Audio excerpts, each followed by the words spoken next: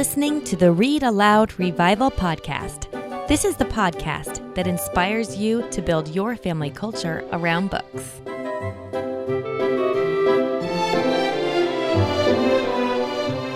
Hello there. You are listening to the podcast that helps you create the right environment for your kids to fall in love with reading. You've got the Read-Aloud Revival, episode 32. I'm so happy to join with you today in whatever you're doing.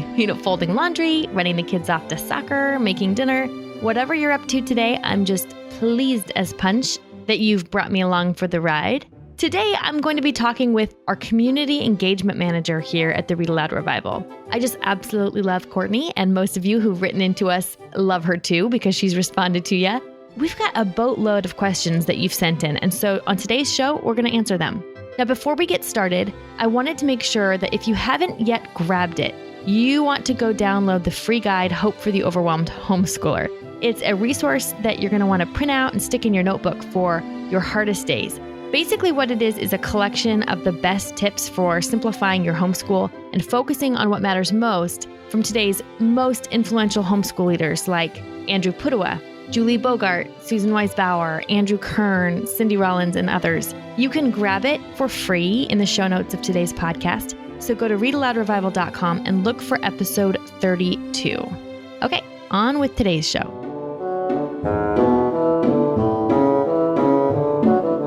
Well, hello, everybody. Welcome to this Q&A episode on the Read Aloud Revival. I love answering the questions we get, and we've gotten a ton of them lately in our inbox, in our private Facebook group, in email, inside our community at Read-Aloud Revival membership. There are questions happening everywhere, so we thought we'd take an episode to tackle some of those. And along for the ride for me tonight is one of my very favorite people, Kortney Garrison. And if you've ever written into us here at the Read-Aloud Revival, you probably already know her because she's the friendly face on the other side of the inbox there. So she's pretty much everywhere the Read-Aloud Revival is, and a lifesaver to me because so much of why the podcast and the membership runs as well as it does is because of Kortney's awesome sauce. So Kortney, thank you so much for joining me for the show today.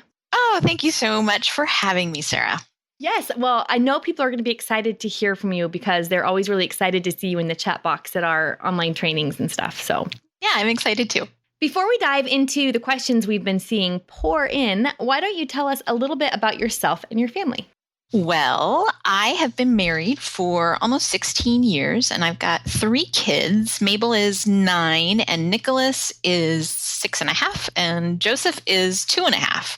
And we live in the Pacific Northwest, which means, of course, we go outside for walks all the time and drink lots and lots of coffee. And that's right. We do the Pacific Northwest right or the Read Aloud Revival. I will say that. Yes. So that's us. Awesome. Okay, well, let's dive into some of those questions. Where do you think we should start? Well, like you said, we got lots of questions from the Facebook group and from emails. So this is one from a mama who wrote asking about the technology that you use with your kids to play audiobooks during rest time. She says, if my son uses the iPod or the iPod Touch, he's tempted to play games instead of audiobooks. What have you guys done to get around that problem? Okay, well, we've done a few different things. My son does that too. So I completely understand. So the first thing you should know if you have an iPad or an iPod Touch is that you can, well, I don't know if you can do it with the iPod Touch. I know you can do it with the iPad. You can lock your child inside an app. Well, I mean, wow, the implications of that. I could lock my twin toddlers inside an app. Wow. And make dinner. No, you can actually lock them from getting outside of the app to go anywhere else. So we can put these little instructions in the show notes, but if you go to Settings, General, and Accessibility, you can select something called Guided Access. It's just a switch that you flip there and you set a passcode. And that means that for the child to get out of that app and into a new one, they have to have the passcode. My friend showed me that and I was like, this is wonderful. Now I can give my son the iPad during rest time and he can listen to an audiobook and I won't find him on Minecraft instead. That's great. Yeah. So that's still my favorite way.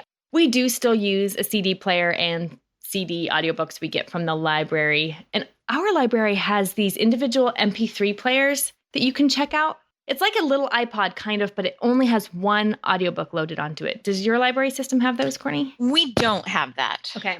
They're pretty great in that they're convenient, but We don't check them out very often anymore. And the reason is because they're really expensive if they get lost, anywhere between $30 and $80. And so we lose things here all the time. So that's not always great. And then also if my son will kind of be fiddling around with the buttons at all and he loses his place, it's kind of impossible to know where he was, he had left off. It's not nearly as simple as it would be if he was listening to something on Audible on the iPad or something from LibriVox on the iPad. Or even on my laptop, something streamed. So, do you use the LibriVox app?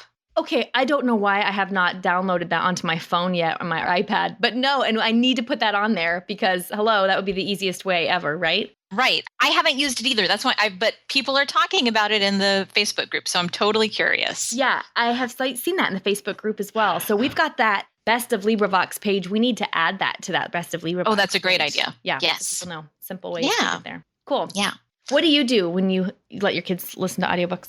Well, we have one of those, like you said, a little MP3 player. And so we get things from Audible and use that. But we just got a pay-as-you-go Android phone from the grocery store. It just costs $20. And we didn't buy any minutes for it or set it up as a phone, but it can talk to the Wi-Fi, however that works, at our house and use the Audible app. And That's brilliant. I'd never even thought of doing that with a pay-as-you-go phone. So all of our Audible books are there on this phone. Because it's a phone, it has an external speaker. So my son likes that because he doesn't like headphones. So he can turn it on and then play in his room and still be able to hear without headphones. And I've been able to get on Instagram because of this little Instagram machine, we call it.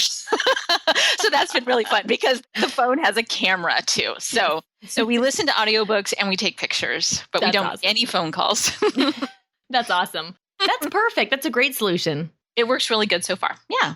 Cool. All right. Well, let's hit our next question. When it comes to your children, how many chapter books do they read that are their choice? How many for school do they have to read? And how do you figure out that balance?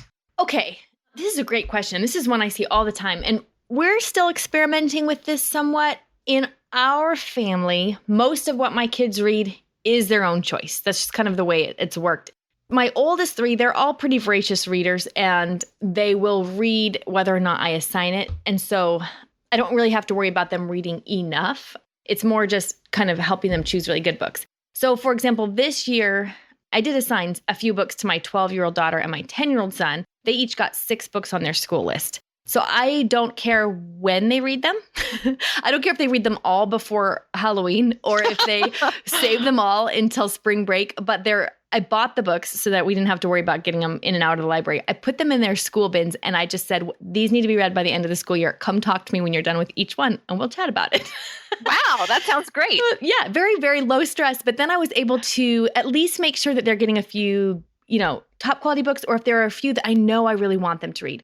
A good example is The Family Under the Bridge. And the author's named, Natalie Savage Carlson. Man, I shouldn't say that. Carlson? I shouldn't say that until I know for sure. It's called The Family Under the Bridge, and it's about some children who are homeless in France, and they live under a bridge. And it is a beautiful story, and one of those stories that just really kind of helps you pull outside of your own world. And so I assigned that one to my 12-year-old, and things like that, where I know I really want them to read something, but I'm not sure that they'll find it on their own. I'll put those on their assigned reading. Yeah, and then they also they'll have assigned reading for their history through literature class that we do at our homeschool co-op. But for the most part, what they read is their own choice. And I'll tell you what. So my friend Misty, one of my really best friends, Misty, she and her husband were both homeschooled. And one of the things she told me a long time ago has stuck with me. And I bring it to top of mind every time I think about assigning my kids reading. And that was that what impacted both her and her husband most of all during their years of homeschooling was what they chose to read on their own and what they read in their free time. Those books kind of seem to shape them the most. And that's what they remember most about their homeschooling experience. So, wow. Yeah. And, so that I would talk to her about that. And she'd say, she still assigns books to her kids, of course. And it's not that there shouldn't be any required reading, of course. But I do try to remember that when I'm tempted to just fill up their assignments with all the choices that I have and not leave enough room for them to, choose their own reading.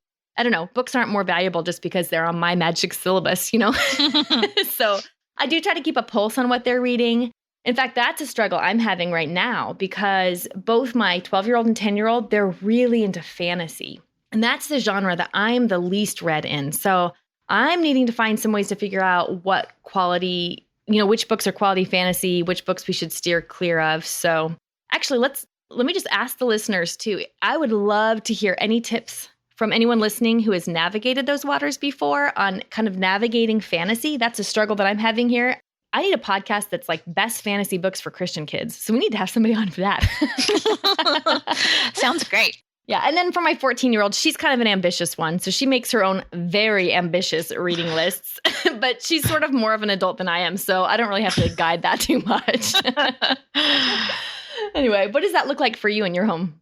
Well, my kids are still fairly young, so it's not really something that we have tackled too much. But I think what you said, to hold our own plans lightly and to know that there's this sort of bigger thing that we're a part of. I think as homeschool moms, we sort of control so much, it seems like, but there's so much that we don't control. And that's what, Misty said was so important. So that's really, even though my kids aren't picking out books for themselves so much, it's still important for me to hold my plans lightly. Yeah, that's a really good point. That's something I need to remember now at the beginning of the school year for sure. Yeah. It's just one of those things, I think, with assigned reading. It kind of needs to be, my thought is it needs to be navigated kid by kid and year by year, because I have to do that less so with my oldest daughter, always have had to do it less so with her. But with my son, I can definitely see that there are going to be years where I'm needing to make sure he's getting good, nourishing reading in so that he doesn't always just pick up Diary of a Wimpy Kid or something. Right. All right, so let's head to our next question. A mama writes, Sarah, how do you stagger homeschool required read-alouds to multiple grade levels? We do Sunlight, and I want to read all the books with all the kids, but I can't possibly do that much reading for school. However, I want to know what's going on so I can engage in discussion. Should I listen to the audiobook ahead of time? Okay. I'm probably not the best person to ask this question because I don't really do individual read aloud time with my kids. I've always wanted to, ever since I had Melissa Wiley on the podcast in episode 7, and she talked about reading aloud individually with kids. I thought, what a beautiful way to connect with each child. I haven't been able to make it happen. So they have their own individual reading, but for read alouds in our home, that's something we just do all together as a family. So just as an example, for this upcoming school year, I've got a very short list of books that we'll read as our read alouds. And I mean, very short, 3 to 4, I think is what I've got. I think I have 4 on my plan because I want to leave lots of room to throw in whatever serendipity throws along the way. I love going to the library or the used bookstore and finding something and letting it sneak into our plan. Just listening to a good podcast and finding great recommendations. Exactly. Yeah. I mean, it happens. I'll be talking exactly. I'll be talking to one of our great guests and think, oh, great. Now we need to read that now. Yeah. So there has to be room on the schedule for that. So I've got this very short list of read alouds, and those are the books we read together. For this particular listener using Sunlight, and Sunlight has lots and lots of reading aloud built right into the curriculum, which is awesome. I guess I might suggest that she just read a couple of them all together, and those are the ones she can have more formal discussions with. So one of the things that might be useful to her is we have this free quick start guide to great conversations with your kids. And you can grab that at readaloudrevival.com. In fact, we'll put them in the show notes for this episode. So if you head to readaloudrevival.com and you look for episode 32, you can download it. And it's a guide that will help you know the kinds of questions you can ask to have really good conversations with your kids about books. Specifically, there are 5 questions that you can ask about any book from, Goodnight Moon all the way up to Anna Karenina. And even if you haven't read the book, you could still get a good conversation going. So my thought would be that even though a really fabulous conversation probably requires her to have read the book, ahead of time or with her kids, if she's got more books on her plan than, on her schedule than she can read aloud, then maybe just pick a couple for her to read and have those kind of conversations with. And then all the other books that the kids are reading on their own, use that quick start guide and those 5 questions to kind of stimulate some organic discussion about them. It's just really not a good idea to set yourself up for failure. And it kind of feels like you're going to do that if you've got this great, huge list of books to read and, you're a busy mother.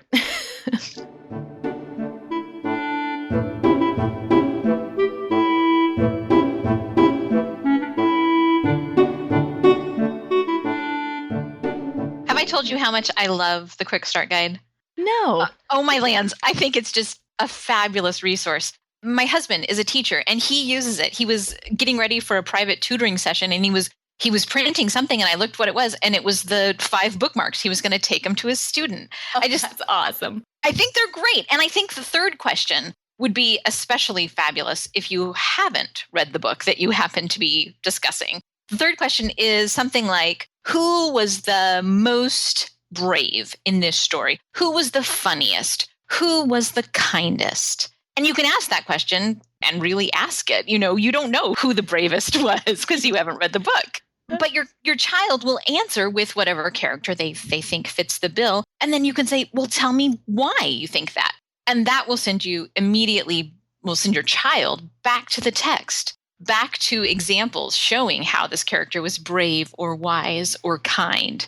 And when we send our kids back to the text, that's just what we want to be doing with our conversations. Adam Andrews in the masterclass said, going back to the text is exactly what you want to do. That's exactly where you want to be in your conversations. So I think the Quick Start Guide to Great Conversations is an invaluable resource.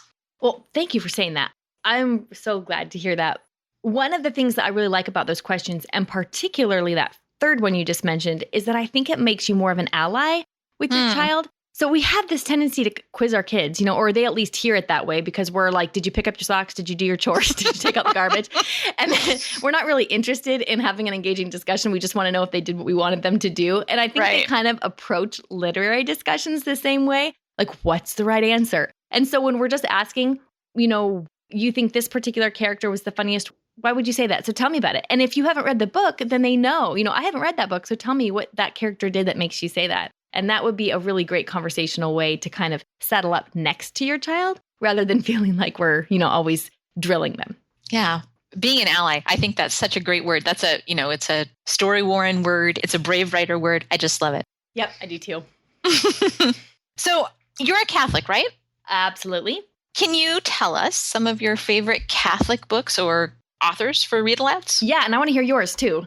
Okay, so I love this question. I got this question at a conference I spoke at last year, and I think I was standing next to Andrew Kern on that platform, and I think he was just wanting me to stop talking because I kept throwing out more and more authors as they kept coming to me. That's great.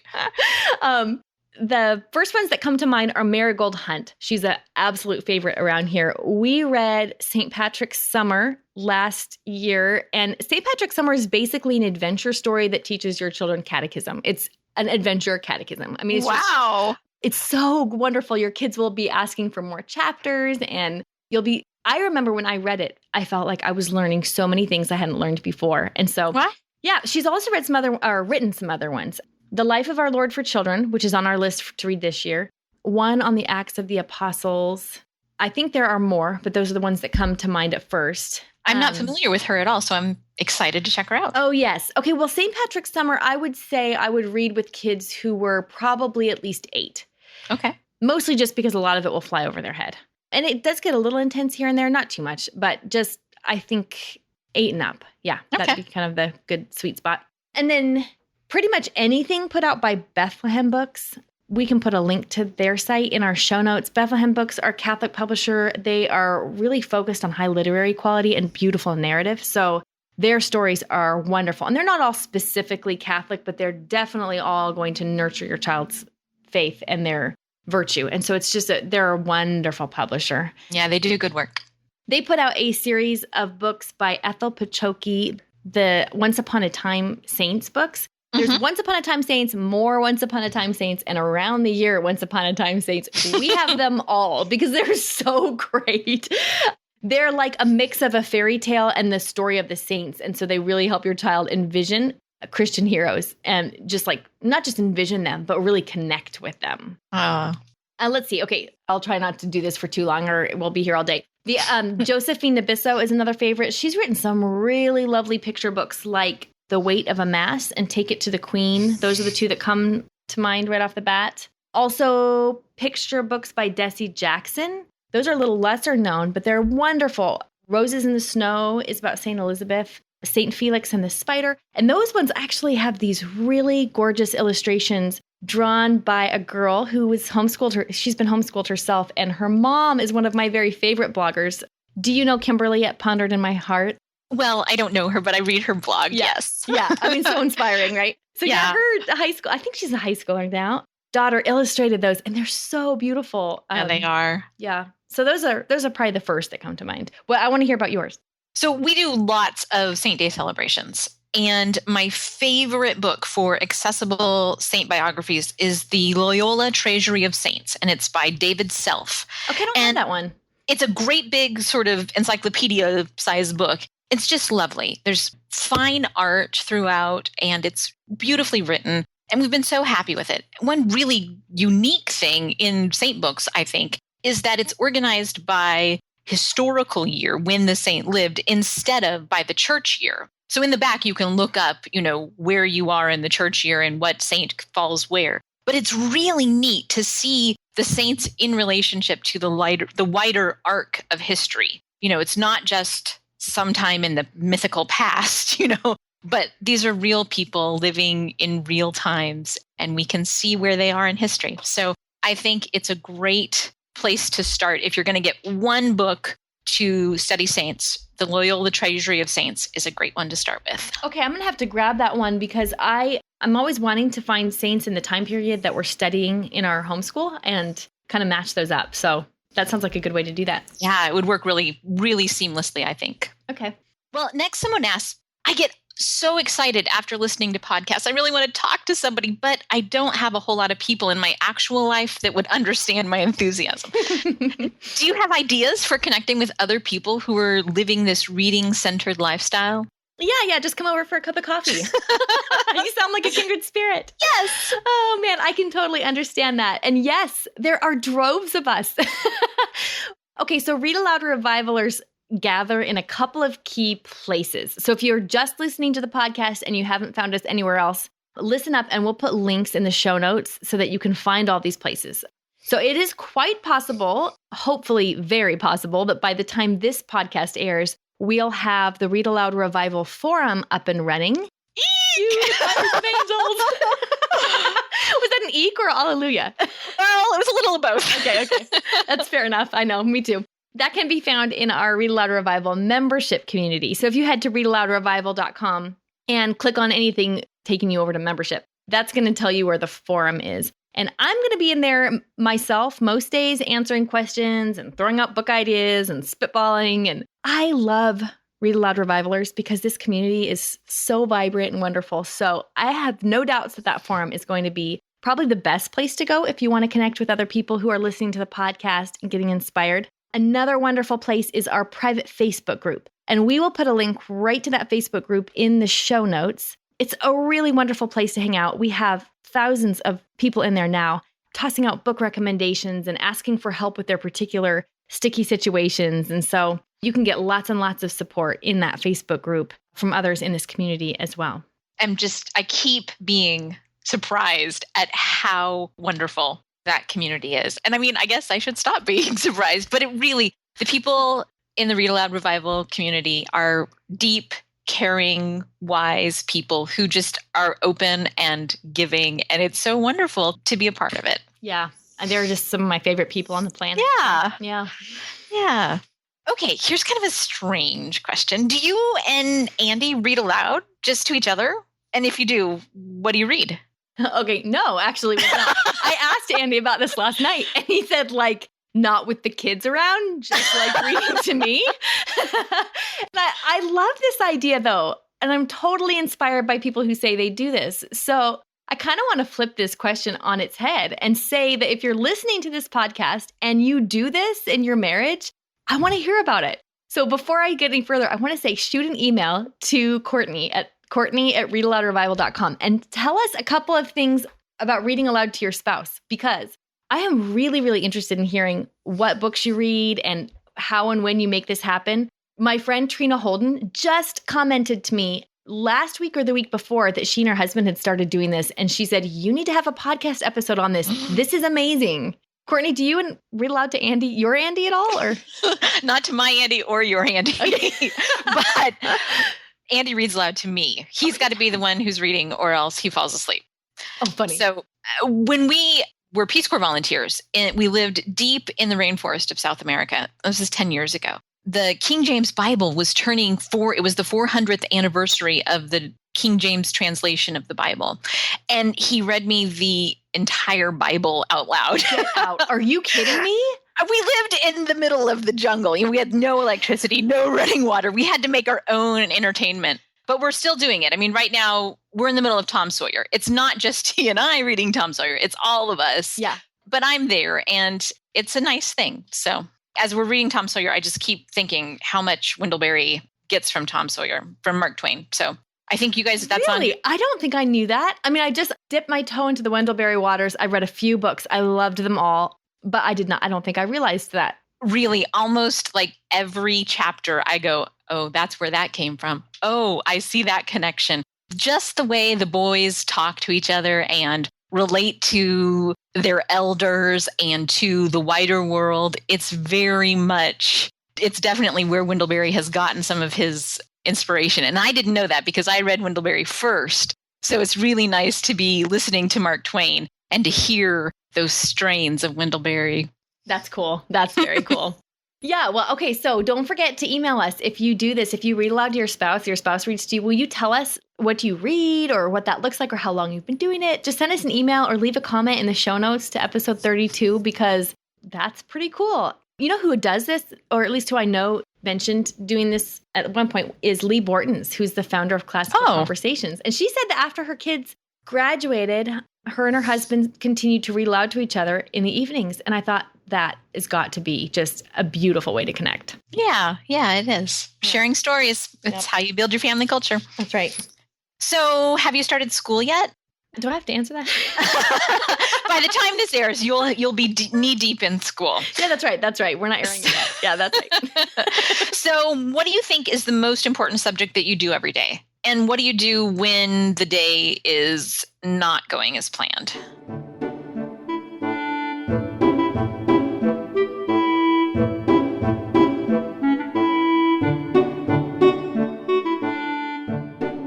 Okay, most important subject we do every day is literature, hands down. And I didn't always think so. I didn't always believe that. But at this point, I believe that if we've read some good literature every day, it's a pretty good day. It's not a complete day, maybe, with just literature, but that's the number one. Of course, I mean, I always also think we need to do math every day and probably some writing too, but literature takes the cake because math and writing, I'm just not thinking those are going to save the world, but, literature might.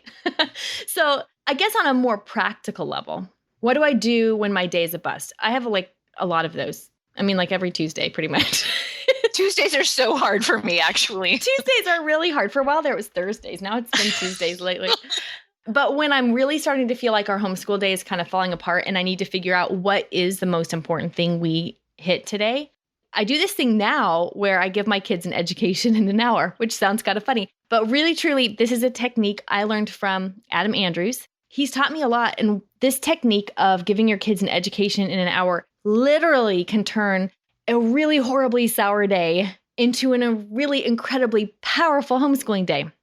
And I really feel like it's when I'm having a day that's spinning out of orbit, it's kind of the way I keep my peace, because I remember I have this technique in my back pocket. So I don't really have time necessarily to get into all the steps right here, but basically what it boils down to is knowing the right questions to ask and how to engage in a really lively conversation with your children. And I actually invited Adam on to do a masterclass. So we have a masterclass about this technique. It takes about an hour to learn it. And you can grab it at educationinanhour.com. We've had over 1,000 people take that masterclass, and we constantly hear, right, Kortney, about how much it's changing homeschool days for the better. It just kind of makes I get all excited when I get those emails because I really do think it's changing homeschools for the better. There are 1,000 households who now have that little bit of peace in their back pocket, and that's an important thing to have. Yeah. Absolutely. And it's all based on if you can read a good piece of literature and ask a few questions and engage in a lively discussion that is specific, a few specific questions, because any questions like, did you like it? Aren't going to get you there. But that can really save your day. And I really think it probably takes trying it to realize how powerful it is. And that's what I continually see from people who give us feedback. I thought this was going to be great, but then I tried it and it was amazing. Actually, hang on. I'm going to pull something up because okay, so I just actually got this note from Danielle, who's a mom of 2 and a podcast listener. And she wrote in to tell me, I had to write and let you know about our afternoon yesterday. I had listened to the Education in an Hour masterclass and was excited to practice. Well, we were in the car near home and the cars were not moving. I slightly panicked, knowing this is when my girls start bickering, and I had a brainstorm. Let's try it out. So I grabbed my phone, opened LibriVox, pull up the Pink Fairy book, picked a story that looks interesting, and hit play. Completely unplanned, we listened to a wonderful 7-minute long fairy tale and had an incredible 20-minute long discussion using those 3 questions from the masterclass. That took us to motives, Shakespeare, Narnia, justice, hard work, and more. I was thrilled. My girls are now requesting every ride that's at least 6 minutes long. We listen and discuss from one of the fairy books. I'm one happy mama. Oh, I love that. That's so fabulous. Isn't that great? I think I stared at my screen for like 20 minutes after. Okay, that's an exaggeration. I think I stared at my screen for a good long while after that. Just so happy. I'm so glad that she tried it. I mean, I'm so glad that in that moment of dread, oh, we're stuck in traffic, that she had the presence of mind to get herself a story and try it out. Oh, yeah, wonderful. And that's exactly, I think, the freedom you get when you have a technique like that in your back pocket. That's just like, I can use this when I need it. And then when you see it work like that, it's just amazing. So very cool. Well, we're almost out of time, but we've got one more question, and it's about time. How do you make time to get everything done? You've got a podcast, a newsletter, a membership site, the Facebook group, maybe a forum. Plus, you homeschool, you've got 6 kids. You must have some great time management techniques. Can you share them? Okay, Kortney, try not to hyperventilate at anyone thinking that I have great time management techniques.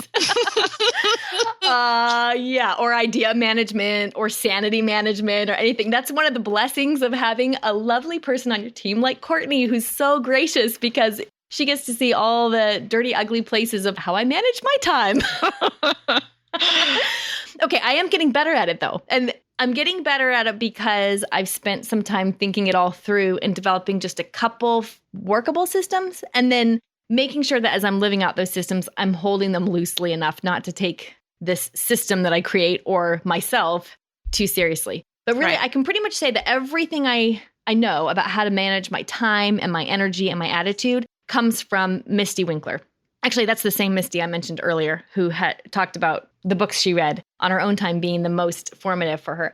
She has this wonderful online course called Simplified Organization. And that course really did pretty much turn things around for me because it taught me a ton about how to use to-do lists that actually work, how to make time for the things that are most important to me. Most importantly, probably, it taught me how to adjust my attitude so that I can actually work within my vocation instead of trying to fight against it. So I'm still definitely a work in progress. I don't think I'm more organized on paper than I am in real life. And so I may have like a chart that looks pretty impressive and then you work with me for a little bit and go, wow, she really is.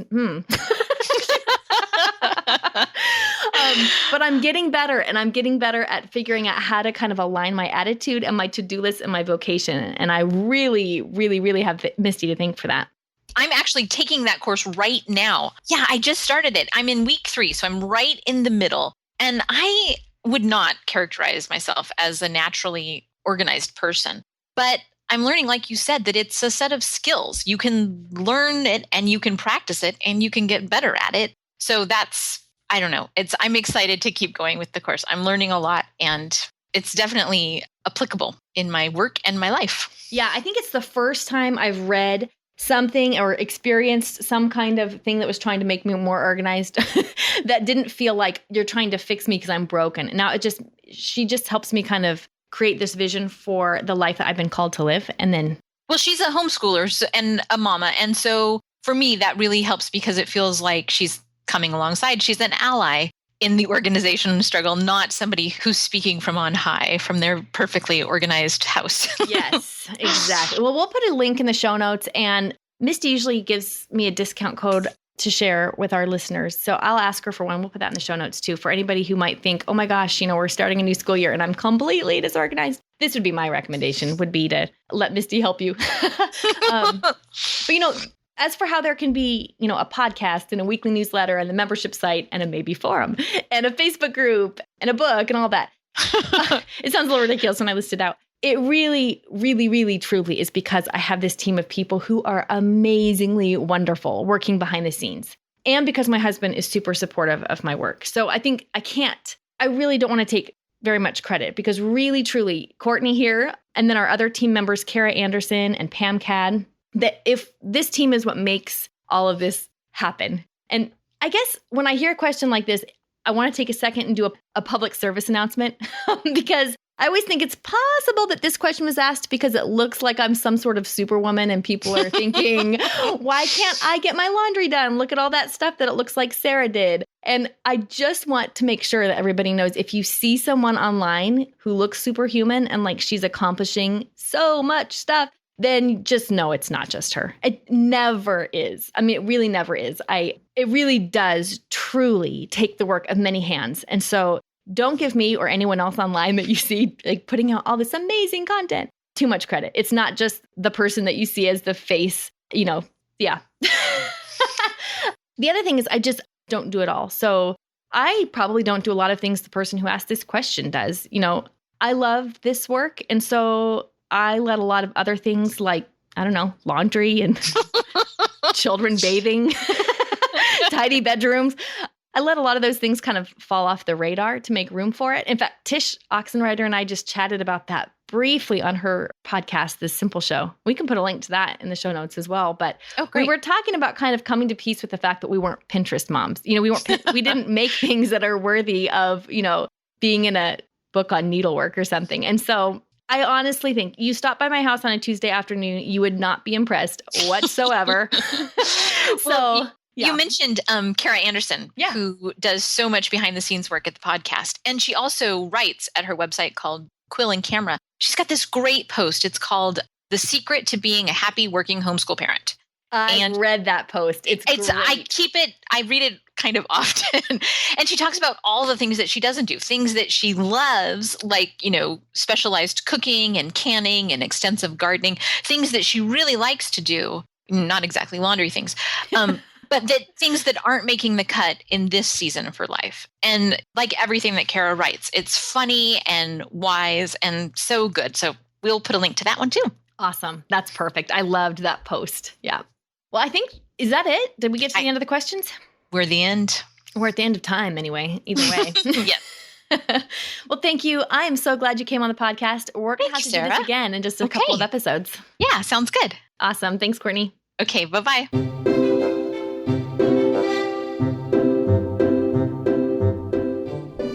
Now it's time for Let the Kids Speak. This is my favorite part of the podcast, where kids tell us about their favorite stories that have been read aloud to them.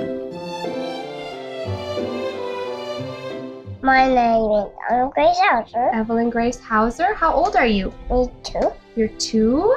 Evelyn, where do you live? Lives in Korea. You live in Korea? Yeah. What is your favorite book? Going on a bear hunt. Going on a bear hunt? What's your favorite part? And the baby on the shoulders. You like the little baby and the baby on the shoulders? Yeah. Do you like anything else about it? No. I just like the boy and the girls. The boy and the girls too? Yeah. And the daddy. And the daddy, you like the family? Yeah. My name is Eris, and my favorite book is One Little Matt and The Wizard of Oz, because they're my favorite. My name is Elena, and I'm from Wisconsin, and I'm 6 years old. And my favorite book series is Tiptoes Lightly. And it's a special series about a fairy named Tiptoes who has some friends, and they go on many adventures, and it's really interesting. Hello, my name is Jenna, and I am 7 years old, and my home is Iowa, and I like the Boxcar Children because they solve mysteries.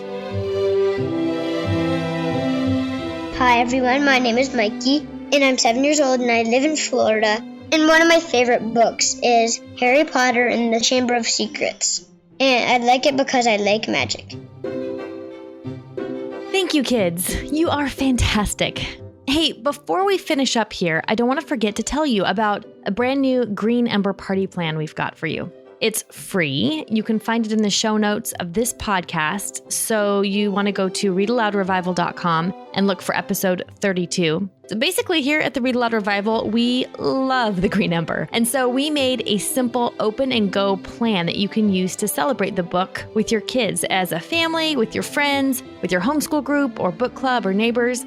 Reading celebrations are really fun and they can be super, super simple. And they help you make the best memories you have as a family happen around books, which is awesome. These particular party plans are really great. They're completely unique. And if you'd like the complete plans for a Green Ember party that you can do yourself with your kids, you want to snap that up. Go to readaloudrevival.com, look for episode 32. You'll see how to do that. And by the way, the illustrator of the Green Ember, Zach Franzen, created some custom artwork for us, just for us, in fact, as part of that plan. So you'll have to grab the download to see what that's all about. It's pretty awesome. Alrighty, next time I've got a great show for you. We're going to knock your socks off with some surprising information about what you're really doing when you're reading with your kids. And we'll have the research to back it up. Until then, go build your family culture around books.